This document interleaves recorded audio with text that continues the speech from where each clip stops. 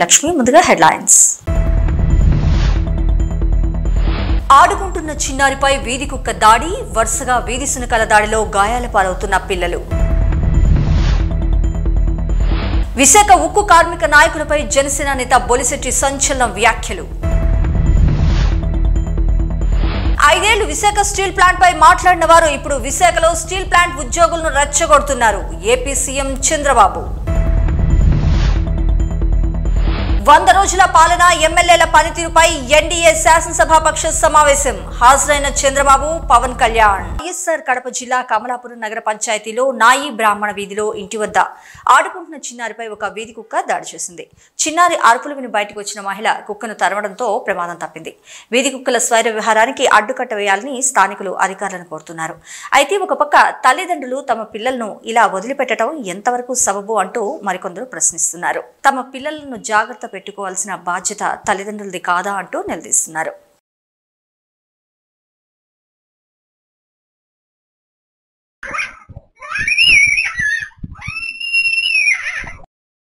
విశాఖ ఉక్కు కార్మిక నాయకులపై జనసేన నేత బొలిశెట్టి సంచలన వ్యాఖ్యలు చేశారు.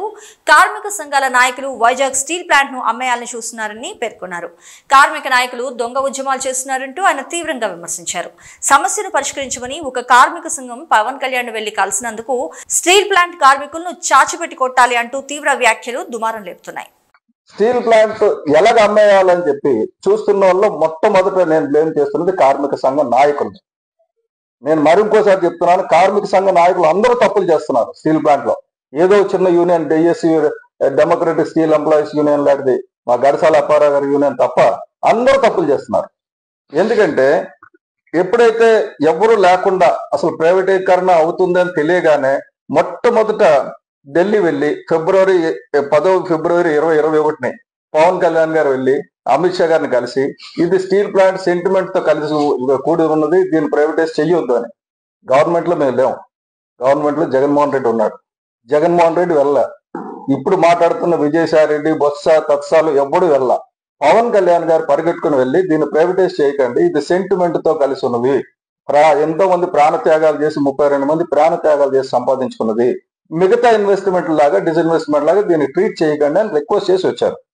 ఆ రిక్వెస్ట్ చేసేటప్పటికి స్టీల్ ప్లాంట్ లో ఒక టెంట్ గాని, ఒక ఉద్యమం గాని, అంటే నిర్వాసితుల తరపున గాని, కార్మిక తరపున గాని ఎవరు మొదలు పెట్టాల. అమ్మో ఒకవేళ ప్రైవేటైజేషన్ ఆగిపోతే పవన్ కళ్యాణ్ గారికి ఎక్కడ క్రెడిట్ వచ్చేస్తుందో అని గబగబా ఆదరాగా సంఘాలన్నీ దుకాణాలు తెరిచి కూర్చున్నాయి. దుకాణాలు, నేను చాలా హార్ష్ పదాలు వాడుతున్నాను, దుకాణాలు తెరిచి కూర్చున్నాయి.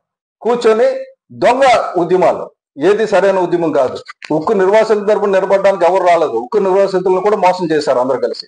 ఉక్కు నిర్వాసితులు కష్టపడుతున్నారు, అప్పటి నుంచి ఈ రోజు వరకు కష్టపడుతున్నారు. వాళ్ళని పక్కకు తోసేసి కార్మిక సంఘాలు దూరిపోయి వీళ్ళే పెద్దల కింద, వీళ్ళే పెద్ద టెంట్ కింద పెట్టుకుని నడిపారు.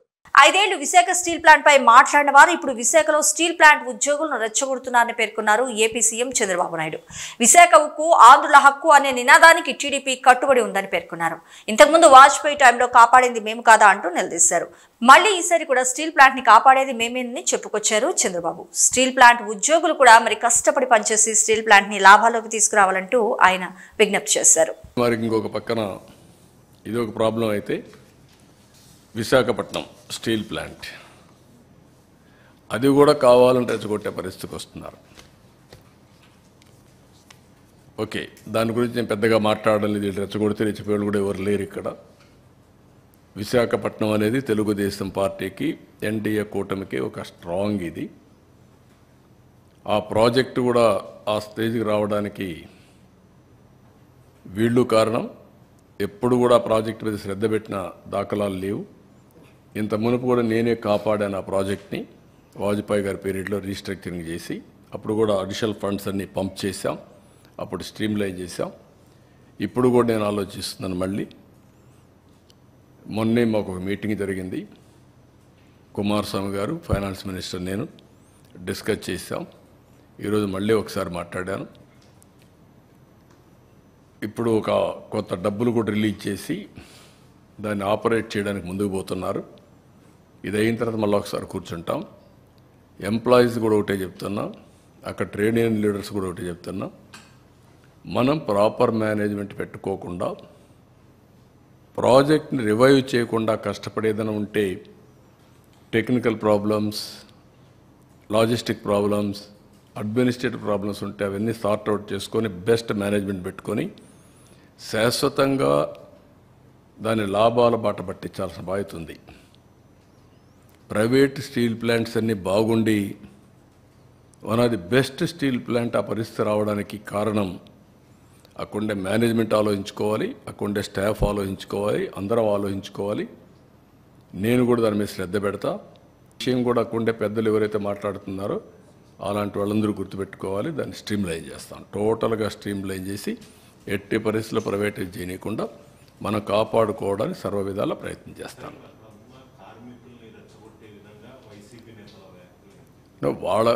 వాళ్ళ పని ఏంటి? ఇదే పని కదా. ఎక్కడ చూసినా శవాల్ని మంటేసి చలిగాల్చుకుంటారు. అది వాళ్ళ నేచర్, అది ఆ పార్టీ నేచరే. అది 5 ఏళ్ళు ఎప్పుడన్నా మాట్లాడారా? ప్రైవేటైజ్ చేయడానికి పోతే కూడా ఒకసారైనా మాట్లాడారా? నేను ఆ రోజు పిలిచాను కదా, రావయ్య ఢిల్లీకి పోదాం, నీకు తోడుగా నేనుంటా, పోదామంటే స్పందించారా? అలాంటి వాళ్ళు మాట్లాడడం ఏంటి? బుద్ధి జ్ఞానం ఉండాలి కదా వీళ్ళకు. అంటే ఏమి చెప్పినా నమ్మేస్తారు ప్రజలు అనుకుంటున్నారు వీళ్ళు. ఆ రోజులు అయిపోయినాయి. వ్యక్తిత్వం, విశ్వసనీయత లేని వ్యక్తులు ఏం చెప్పినా నమ్మరు. మొన్నటి వరకు మీరు మభ్యపెట్టారు.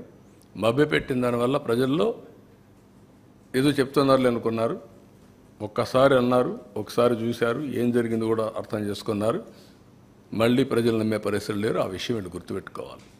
ఇవాళ ఎన్డీఏ శాసనసభాపక్ష సమావేశం జరిగింది. ఎన్డీఏ పక్ష సమావేశానికి చంద్రబాబు నాయుడు, పవన్ కళ్యాణ్ తదితరులు హాజరయ్యారు.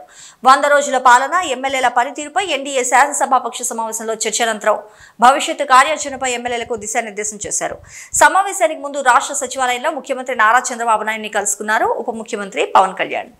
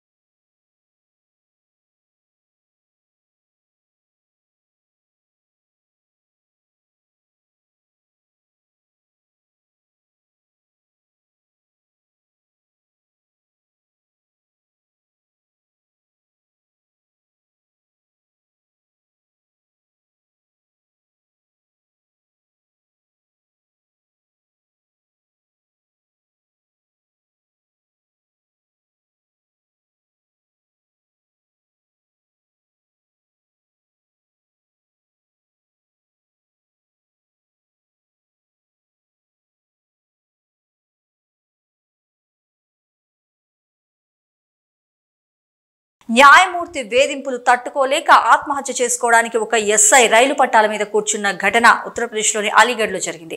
కోర్టులో తనపై మెజిస్ట్రేట్ దురుసుగా వ్యవహరించారని ఎస్ఐ తీవ్ర ఆందోళన చెందారు. బైక్ దొంగతనం కేసులో అరెస్ట్ చేసిన 5 నిందితులను రిమాండ్ కోసం ఎస్ఐ కోర్టులో హాజరుపరిచారు. అయితే నకిలీ వ్యక్తులను అరెస్ట్ చేశారంటూ జడ్జి తనను అసభ్యంగా దూషించారంటూ ఎస్ఐ కన్నీరు పెట్టారు. సహచర పోలీసులు ఆయన అక్కడి నుంచి తీసుకొచ్చి కేసు పెట్టించారు. अरे क्या हो गया भाई? कोई बात नहीं, खड़े तो खड़े तो हो, खड़े तो हो, खड़े तो हो, खड़े तो हो यार, बात बताओ, खड़े हो, खड़े तो आए, बात बताओ।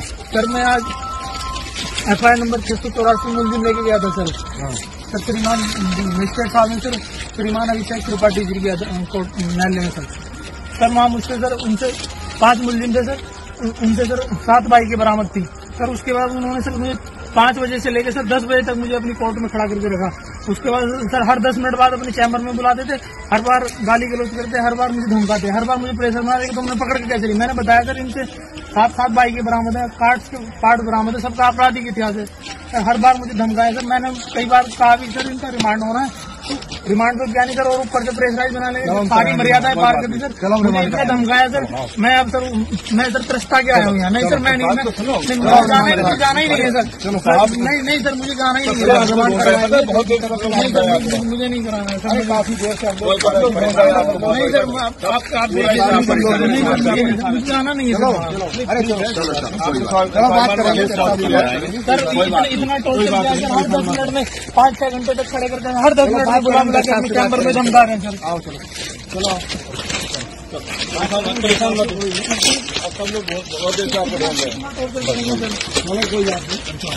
జమ్మూ కాశ్మీర్ అసెంబ్లీ ఎన్నికల తొలి విడత పోలింగ్ ప్రారంభమైంది. 90 శాసనసభ స్థానాలున్న జమ్మూ కాశ్మీర్ అసెంబ్లీ ఎన్నికలను మొత్తం 3 దశల్లో నిర్వహిస్తున్నారు. ఈ క్రమంలో తొలి దశ ఎన్నికలు నేడు ప్రారంభమయ్యాయి.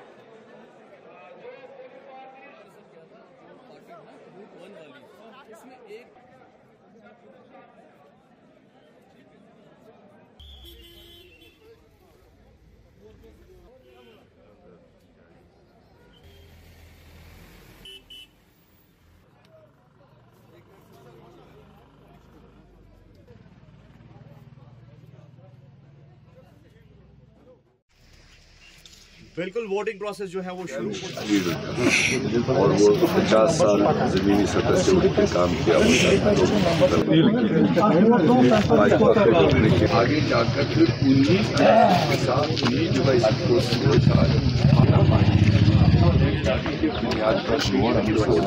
ऐसा समझा जा रहा है कि जो जमात इस्लामी का कैडर है, जो आज़ाद उम्मीदवार है, तो कहीं ना कहीं वो वोट बैंक तो काटेंगे, या फिर जो इंजीनियर रशीद के साथ उन्होंने हाथ मिलाया तो ऐसे तो होम मिनिस्ट्री ने ऐसे कई सारे अंदर पहले भी पैदा किए। आप देखिए 5 साल पहले से इतनी सारी हमने आज इस नियत के साथ डाला कि जम्मू कश्मीर में जो 10 सालों का नाक़िस राज है, दिल्ली से जो राज यहाँ के लोगों पर चलाया जा रहा है, उसके बदलाव के लिए जम्मू कश्मीर में खुशहाली हो, जम्मू कश्मीर के लोग खुश रहें, यही आज का सबसे बड़ा मकसद है। और जम्मू कश्मीर से जो हुकूक छीने गए, चाहे स्टेट की बात हो, चाहे ज़मीनों के हक़ छीने गए, हमारे जॉब्स के हक़ छीने गए, आज का वोट लोग इस सोच के साथ डालें कि हमें हमारा स्टेट वापस मिले, हमें ज़मीनों के हुकूक वापस मिले, हमें जॉब्स के हक़ वापस मिले। इस नियत के साथ में आज धुआंधार वोटिंग होगी, ये मेरा मानना है। शुक्रिया।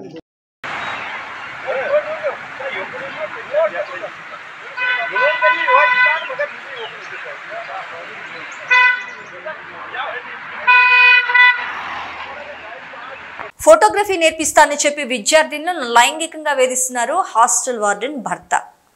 ఏలూరులోని దయానంద సరస్వతి హాస్టల్లో బాలికలపై లైంగిక వేధింపులకు పాల్పడుతున్నాడు వార్డెన్ భర్త శశికుమార్. ఫోటోగ్రఫీ నేర్పిస్తానని చెప్పి నిర్మానుష్య ప్రాంతాలకు తీసుకెళ్లి బాలికలతో అసభ్యంగా ప్రవర్తిస్తున్నాడు అతడు. అయితే శశికుమార్ వైఖరి బట్టబయలైంది. దీంతో ఏలూరు 2 టౌన్ పోలీస్ స్టేషన్ లో ఫిర్యాదు చేశారు బాధితులు. సరస్వతి సేవాశ్రమము దాంట్లో ఒక తాతగారు ఉండేవాళ్ళు. ఆ తాతగారి దగ్గరికి ఈయన శశికుమార్ అనే ఫోటో స్టూడియో గవర్నమెంట్ ఎంప్లాయ్ అని వచ్చేవాడు. వచ్చి వాళ్ళ మేనగోడలో లావణ్య కేర్ టేకర్ లా సెకండరీ చదువుతుంది. దాన్ని హాస్టల్లో కేర్ టేకర్ గా అంటే జాయిన్ చేయించడానికి వచ్చారు. తర్వాత వాళ్ళ వైఫ్ ఫణిశ్రీ అనే ఆమె వార్డెన్ గా జాయిన్ చేయించడానికి వచ్చారు. తర్వాత ఏమో ఆ తాతగారిని పంపించేశారు హాస్టల్ నుంచి. పంపించేసిన తర్వాత ఆయన వచ్చేసేసి అక్కడే ఉండిపోవడము, స్మోకింగ్ చేయడము, ఫోటో స్టూడియో అని చెప్పి నమ్మించడము, చిన్నపిల్లల్ని తీసుకెళ్లి బాపట్ల సైడ్ తీసుకెళ్లి ఒక బాయ్స్ హాస్టల్ తీసుకెళ్లి రూమ్ తీసుకొని పాడు చేయడము, బలవంతంగా వద్దు వద్దు అన్న చేతులు కట్టేసి మరి చేస్తున్నాడు. ఒప్పుకుంటేనేమో అలాగ అంటున్నాడు, ఒప్పుకోపోతేనేమో అదే చెంప మీద కొట్టేసేసి జుట్టు పీకేసేసి ఈడ్చుకొచ్చి మొక్కల దండ వేపిస్తున్నాడు. నైట్ చిన్న చిన్న విషయాలకు కూడా సీరియస్ అయిపోతున్నాడు. ఏంటో మళ్ళీ ఏంటో మీ బాయ్ ఫ్రెండ్స్ ఉంటే చెప్పండి, అక్కడ తిప్పుతాను ఇక్కడ తిప్పుతాను, ఎదురుకున్న అపార్ట్మెంట్ లో రూమ్లు ఇస్తాను, ఆ రూమ్ లో పంపిస్తే ఈ రూమ్ లో పంపిస్తాను, పోలీసు వాళ్ళతో నేను మాట్లాడి చుట్టూరు కాపలా పెట్టిస్తాను, ఇష్టం ఉంటే చెప్పండి ఇదని చెప్పి అంటున్నాడు సార్. చాలా మిస్బిహేవియర్ గా చేస్తున్నాడు sir. Sasikumar hostel verifier sir. Government husband అవుతాడు సార్. హాస్టల్ వార్డెన్ పనిశ్రీ, తనకి హస్బెండ్ తన second wife sir. First wife ఏమో మనీ స్టూడియోలో చేస్తే రఘుకుమారి, తన ఏంటో ఫోటో స్టూడియోలో చేస్తే, సెకండ్ వైఫ్ ఏమో పనిశ్రీ, తన హాస్టల్ వార్డెన్ గా పెట్టాడు. వాళ్ళ హస్బెండ్ ఏంటో శశికుమార్, కేర్ టేకర్ అంటే లావణ్య వాళ్ళ మేనకోడలు సార్. వాళ్ళ కింద పనిచేసే జ్యోతి ఏంటో మాయ మాటలు చెప్పి తీసుకెళ్ళింది సార్. వాళ్ళ అక్క ఏంటో ఇక్కడ ఐస్ చేస్తా ఉంటుంది సార్ పిల్లల్ని. బాపట్ల తీసుకెళ్లాడు సార్. ఫోటో షాప్ అని తీసుకెళ్లి సినిమాలు చెప్పడం గానీ, నువ్వు తిన్న తర్వాత నాకు ఇయ్యు, నువ్వు తాగిన తర్వాత నాకు ఇయ్యు అని చెప్తాడు సార్. చెప్పిన తర్వాత నువ్వు తింటానే తింటాను, నువ్వు తినకపోతే నేను తిన్ను అని చెప్పి వద్దు అన్న చెప్పి కారు అక్కడ ఆపేసేసి, నువ్వు ఒప్పుకుంటేనే కారు తెస్తాను లేకపోతే కారు తీను అని చెప్పి బలవంతం చేసేసి 5-6 తీసుకెళ్లాడు సార్. తీసుకెళ్లిన తర్వాత మమ్మల్ని ఏం చేయలేదు సార్. ఆ పిల్ల మా గురించి ఆయన తెలుసు సార్, అందుకే మేము వెళ్ళలేదు సారి. తను తెలియదు కదా సార్, తను మాత్రమే తీసుకెళ్లాడు. ఎవరికి తెలియకుండా ఫోటోగ్రఫీ అని చెప్పి తన మార్నింగ్ తీసుకెళ్ళి మొన్న ఆదివారం 7ంటికి తీసుకెళ్లి నిన్న సోమవారం 3ంటికి తీసుకొచ్చాడు సార్. ఈవినింగ్ వచ్చింది సార్. గణనాథుని సాంగ్ కి డాన్స్ అదిరింది. ఎప్పుడు తనకు వచ్చే వీడియోలు సోషల్ మీడియాలో పోస్ట్ చేస్తుంటారు ప్రముఖ పారిశ్రామికవేత్త ఆనంద్ మహీంద్ర. వినాయక నిమజ్జనం సందర్భంగా ప్రముఖ పారిశ్రామికవేత్త ఆనంద్ మహీంద్ర షేర్ చేసిన ఒక వీడియో మాత్రం ఇప్పుడు తెగ వైరల్ అవుతుంది. గణపతి బప్ప మోరియా ఫుడ్యా వర్గి లవ్కర్యా అని ఆయన పోస్ట్ చేశారు. వీడియోలో కొందరు యువతులు వినాయకుని సాంగ్ కు డాన్స్ తో అదరగొట్టారు. అది ఆ వీడియో సారాంశం. ఇప్పుడు అది సోషల్ మీడియాలో తెగ హల్చల్ చేస్తుంది.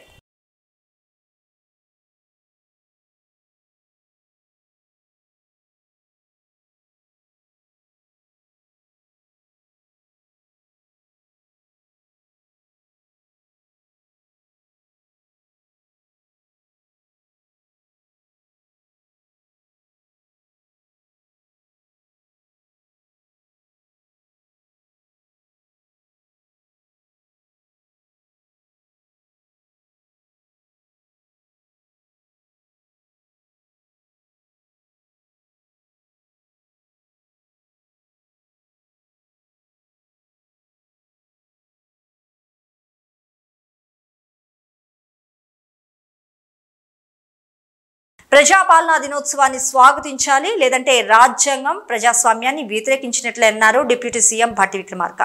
త్వరలోనే పేద ప్రజలందరికీ ఇందిరమ్మ ఇల్లు అందిస్తామంటూ తేల్చి చెప్పారాయన.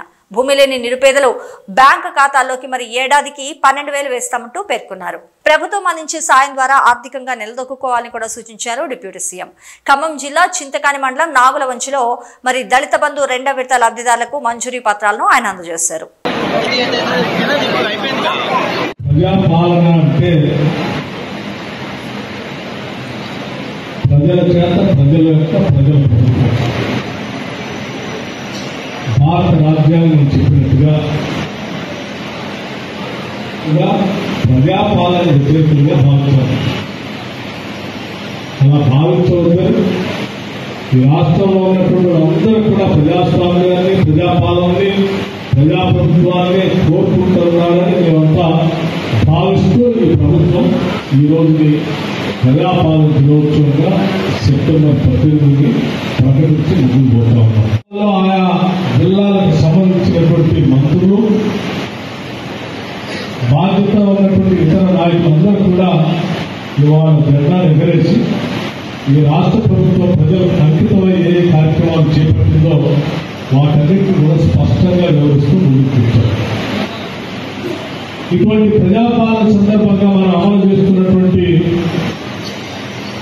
ఉచిత బస్సు రవాణా సౌకర్యాన్ని కానీ, 10 లక్షల వరకు ఉచిత వైద్యం చేయించుకునేటువంటి పేదలకు సంబంధించిన రాజీవ్ ఆరోగ్యశ్రీకి సంబంధించి కానీ, 200 లోపులో యూనిట్ ఖర్చు అవుతున్నటువంటి కరెంటు ఖాతాదారులందరికీ ఉచితంగా కరెంటు ఇచ్చే విధానం కానీ, ఇల్లు లేనటువంటి దశాబ్ద కాలం బాధపడుతున్నటువంటి ప్రజలందరికీ ఇందిరమ్మ ఇల్లు ఒక్కొక్క ఇంటికి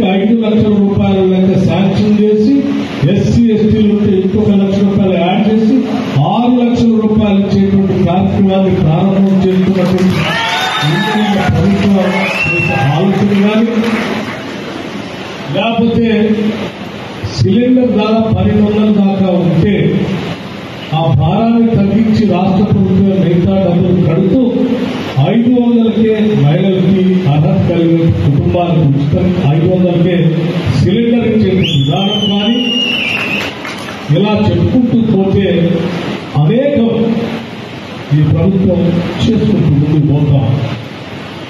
ఇవి ఈ బులెటిన్ విశేషాలు.